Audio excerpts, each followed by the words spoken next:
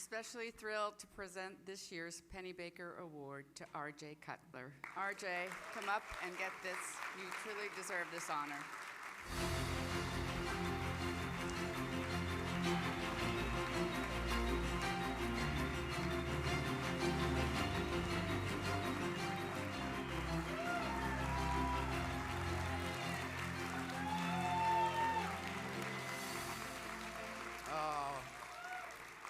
Thank you, friends. Thank you so much.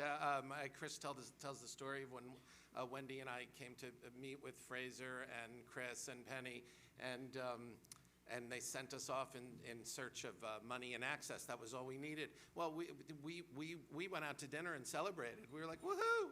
We're making a film. All we have to do is get money and access. Thank you, Chris, and thank you to the Critics' Choice Association.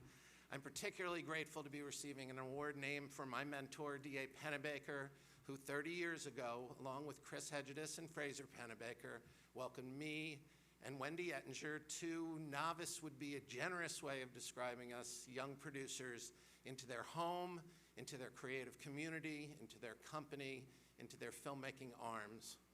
They embraced the idea we brought to them to make a film about the 1992 presidential campaign, and then Penny taught us so much.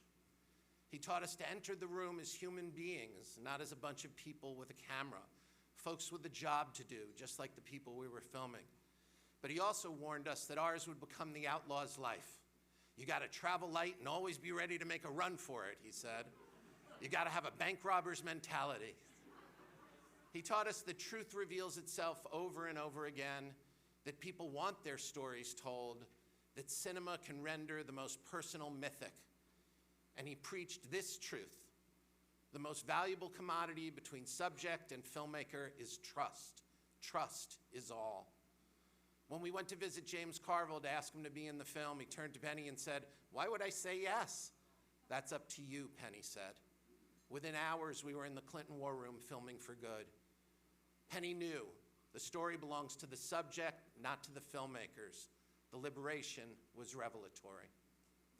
When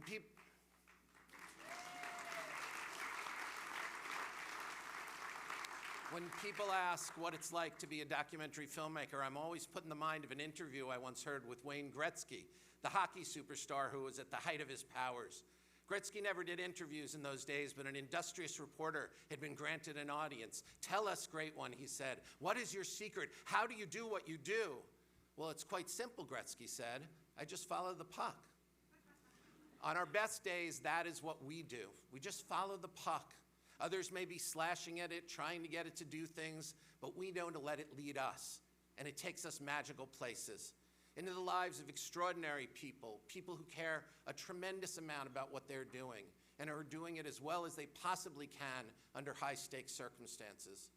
For me, this has provided the honor of so many great adventures, floating into the worlds of presidential campaign workers and political renegades, high school seniors and college freshmen, fashion world legends and vengeful vice presidents, revolutionary actors and genius comedians, and a remarkable young woman coming of age, who also happened to be a remarkable young artist coming of age, named Billie Eilish. Penny and his fellow founders of the cinema verite movement shared a singular conviction. They believed that documentary filmmaking and narrative filmmaking were not all that different. That if narrative films starring Cary Grant or Elizabeth Taylor could command our imaginations reflecting off a 40-foot screen, so could documentary films about Mick Jagger or Bob Dylan or a pair of distant cousins of the former First Lady of the United States or some coal miners on strike in Harlan County, USA. If Robert Redford could be a movie star, so too could James Carville. And they believed in an approach to documentary filmmaking that at its foundation was empathic. They saw documentary not as informational, but as experiential and cinematic. If audiences wanted drama, resonant narrative, emotion, and humanity, documentaries could provide it all. Documentaries, they insisted, were just like real films.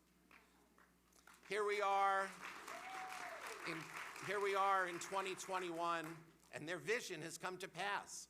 Documentaries are proving to be just as popular with audiences as narrative films and just as impactful on the culture. Moreover, the art form itself is thriving. Brilliant directors, producers, cinematographers, editors, composers, and others, the very people in this room, are operating at the height of their powers, pushing boundaries in form and content. In a time where truth itself is under siege, and where we will all increasingly be called upon to battle the forces of extremism against those of progress, our art form, which uses real life as the raw material to tell powerful stories that examine the complexities of truth, is engaging with audiences more than ever before. Bravo, friends. You inspire me, and I thank you.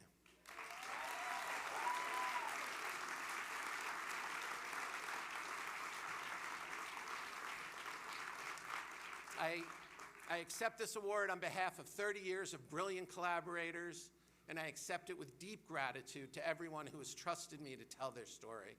To Joey Berlin and the Critics' Choice Association, to Trevor Smith and Elise Pearlstein and the entire team at This Machine, to the many friends who make my life a joy and an adventure, and to my beloved wife Jane and our delicious kids Maddie, Max, and now Penny, who came to us just 6 months ago and whom we were thrilled to name in memory of D.A. Pennebaker himself.